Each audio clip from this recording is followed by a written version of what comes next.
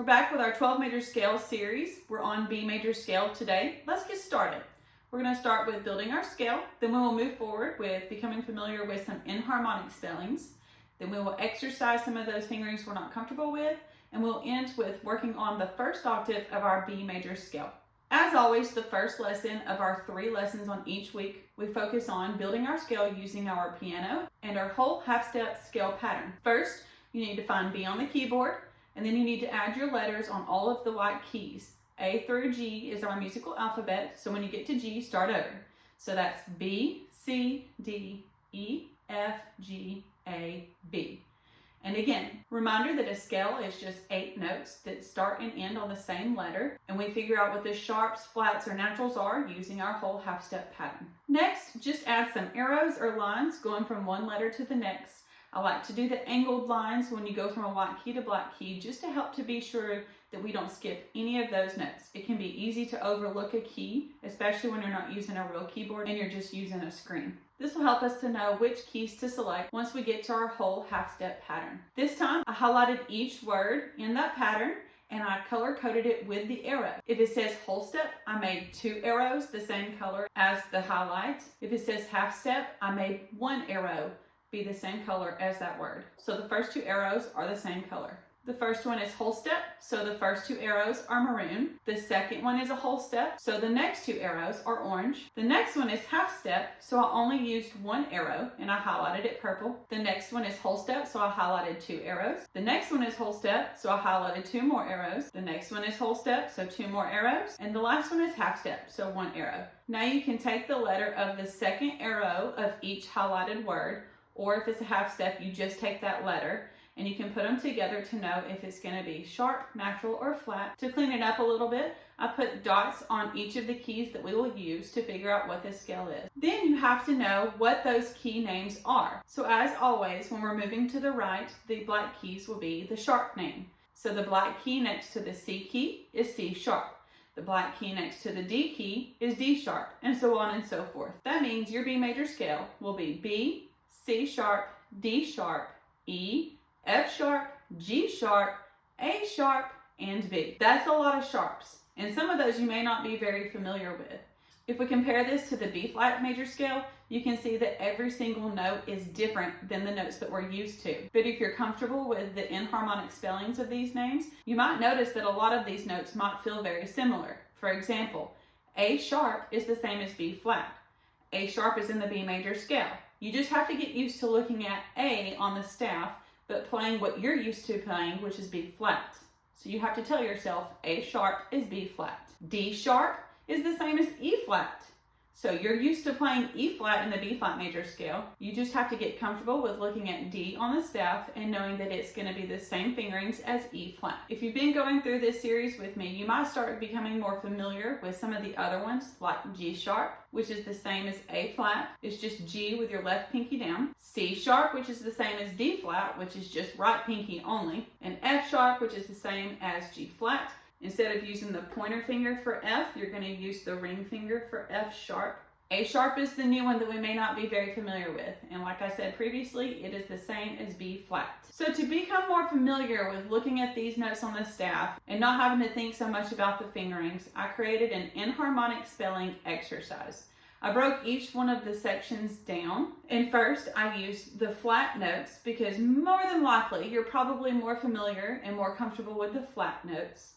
And then I changed it to the sharp notes. So you will play the same passage 2 times, but the first time you're looking at it in flats, and the second time you're looking at it in sharp. So if you look at these first 2 lines right here, you see that C sharps and D flats are the same. I boxed them in with these red boxes so you can see which ones we're working with. So if you notice C sharp and D flat, those are both going to be the same fingerings. You just have to switch your brain over when you see C sharp instead of D flat. I also boxed in the E flats and D sharps, so you can see that those are the same notes as well. You just have to switch your brain again. Anytime you see D sharp, you're putting the same fingerings down as you do when you play E flat. And lastly, on these first 2 lines, I boxed in the B flat and the A sharp so that you can see that these are the same notes. So anytime you see A sharp, you're going to use the same fingerings as B flat. What we will do is we will play these first 2 lines. We will break down the other lines in the enharmonic spelling exercise, and then we will try putting it all together at the end. So let's start with playing these first two lines together. 1, 2, ready, play.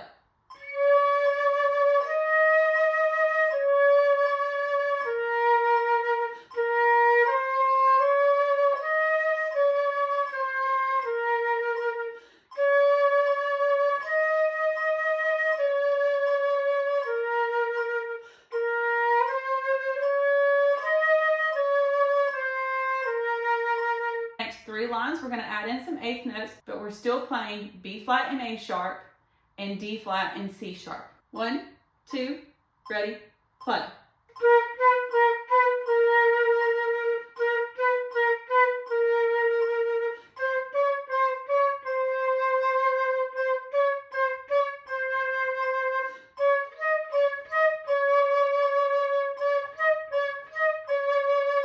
Okay, these next 2 lines, same notes, D flat and C sharp, D sharp and E flat, and A sharp and B flat. Measure 15 and 16 are the same, and measure 17 and 18 are the same. They're just the enharmonic spellings of each other. 1, 2, ready, play.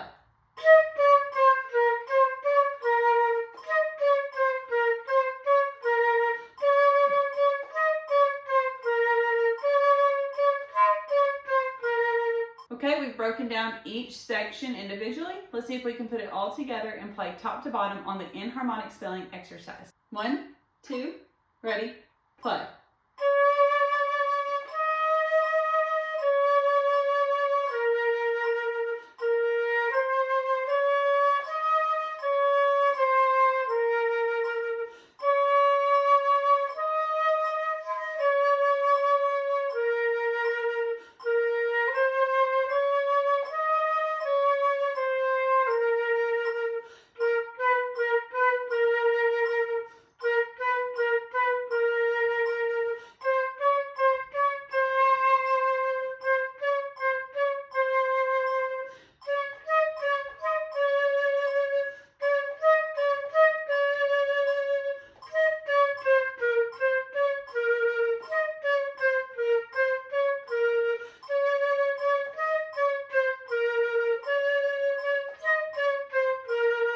Okay, hopefully you're becoming more familiar with those enharmonic spellings. You're not having to think about it as much. If not, rewind and keep going over those parts of the exercise until you get comfortable with it. The other thing I feel like might be a little bit more uncomfortable when it comes to the B major scale is looking at the notes, because you're used to playing B flat major scale and looking at those same notes within the B flat scale, but knowing that you need to play different fingerings. So for that reason, I did similar to the enharmonic spelling, where we play the same passages more than once. But the first time, I used a natural key signature and I added the sharps in. And then the second time, I put the sharps in the key signature, and you have to start getting comfortable with playing those sharp notes without having to look at the sharp right next to the note. So for example, on this first exercise, the first 4 measures I have written in the natural key signature, but I added in the C sharp accidental for you. But then if you look at measures 5, 6, 7, and 8, it's the same exact notes and rhythms, but I put the sharps in the key signature, so you have to remember in measures 5 through 8 that every time you see a C, it's going to be sharp. Same thing for the next line, measures 9, 10, and 11, 12. It's all natural in the key signature, and I wrote in the accidentals for the C sharp and D sharp. But then measures 13, 14, 15, and 16, you see that C and D are not marked. It's actually in the key signature. So you have to remember that those will be sharp. And I do that throughout the whole entire exercise. Pay close attention as you play this exercise with me. And if you have any troubles with any specific lines, make a mental note and go back and try again until you get comfortable with it. Let's try playing this exercise from top to bottom. 1, 2, ready, play.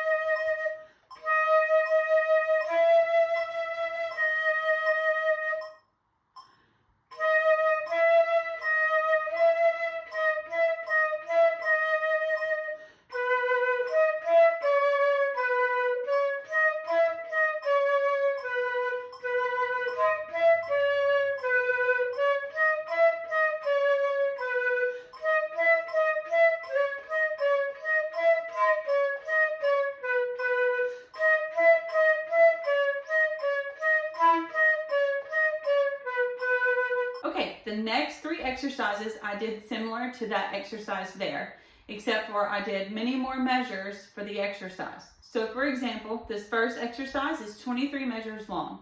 In the entire exercise, I have a natural key signature and I put in all of the sharps for you. But when we play it the second time, I will have it switched over to where the key signature is B major, and you have to remember which notes are sharp. No worries, I focused on all of the same sharps that we've been playing, so it's not going to be anything out of what we've already been playing, but it's just a longer stretch, so you have to be a little bit more mentally focused until it becomes easier and more natural for you. Let's play this next exercise top to bottom. 1, 2, ready, play.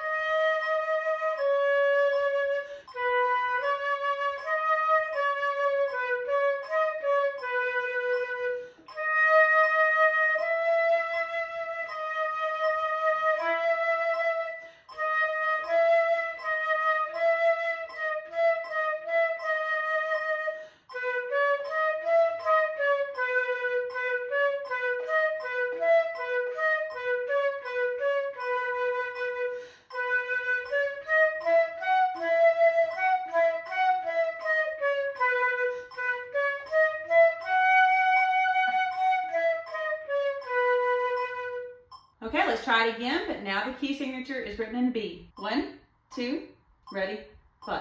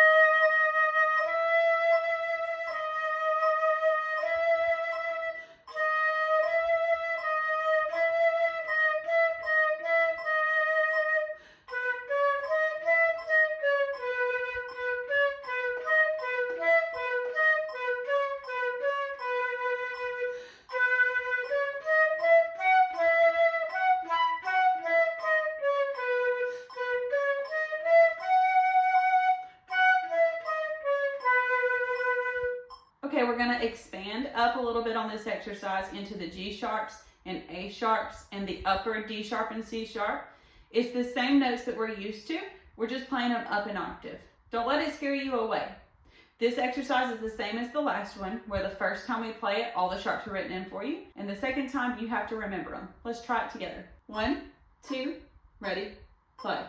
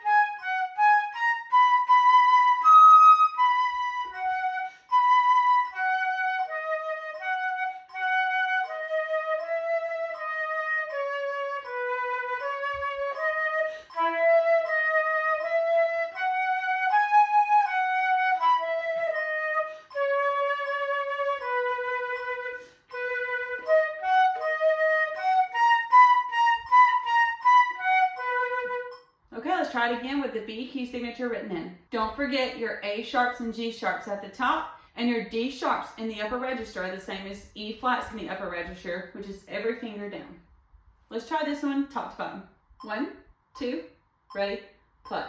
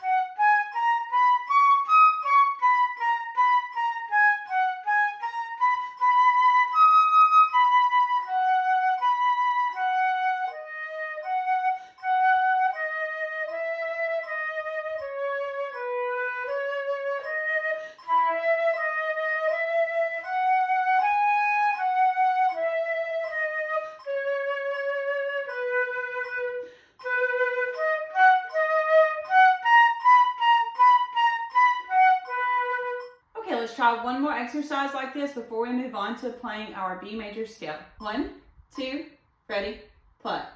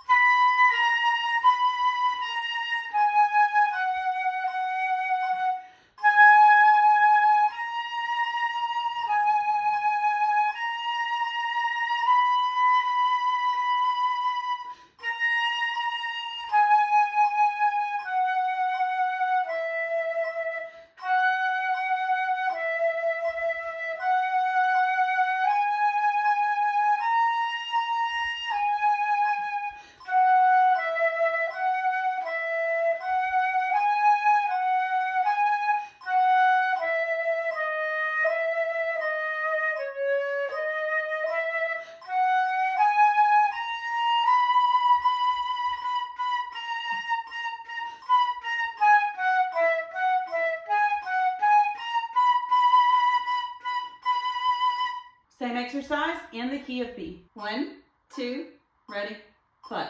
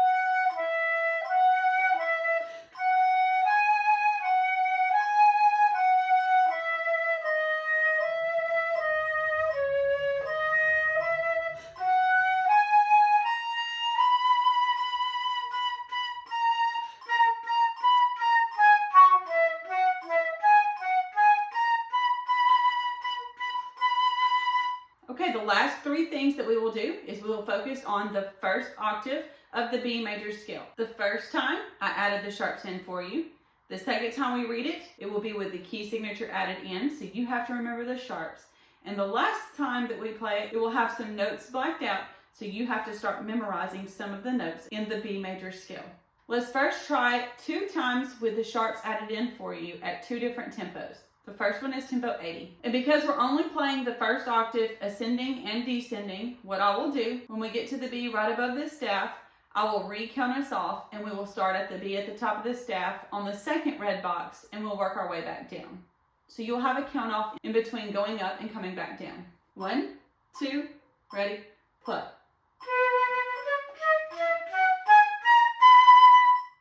Here's going down. 1, two, ready, play. Okay, let's try it at tempo 92. 1, 2, ready, play. Here's going down. 1, 2, ready, play. Okay, let's do the same thing, but now you've got the key signature added in, so you have to remember which ones are sharp. First time, tempo 80. 1, 2, ready, play. Going down. 1, 2, ready, play. Here's tempo 92. 1, 2, ready, play. Going down. 1, 2, ready, play.